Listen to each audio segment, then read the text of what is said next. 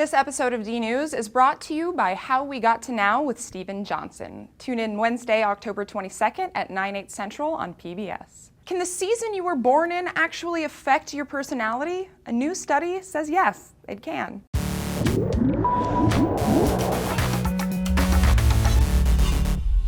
Hey guys, Tara here for DNews, and we've done a few episodes before on things like birth order and how that affects your personality. But what about the time of year you were born? It sounds kind of like pseudo-astrology, but according to a new study, the particular season you were born in can have a significant impact on your risk of developing mood disorders. Previous biochemical studies have effectively demonstrated that your birth season has an effect on certain neurotransmitters, specifically dopamine and serotonin, and those effects continue to be detectable throughout your adult life. So armed with that information, a team of researchers from Hungary decided to look at 400 subjects and match their birth season to their personality types later in life. Sure enough, they noticed some interesting and statistically significant trends. People who are born in the winter, for example, tend to be less irritable than those born in other seasons, but they're also more prone to depressive temperaments than adults who were born in autumn. People with hyperthermic temperaments, which is a tendency to be excessively positive, were also significantly higher in people born during spring and summer.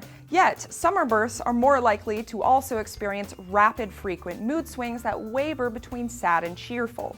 Now, obviously, being irritable or depressive doesn't necessarily indicate that something's medically wrong with you, but consistent negative temperaments can lead to mood disorders over time. The next step is figuring out whether there are distinct genetic markers related to someone's birth season and their risk of developing a mood disorder. For now, though, researchers say their most intriguing finding was that people born in the summer tend to be the most excessively positive of the whole bunch.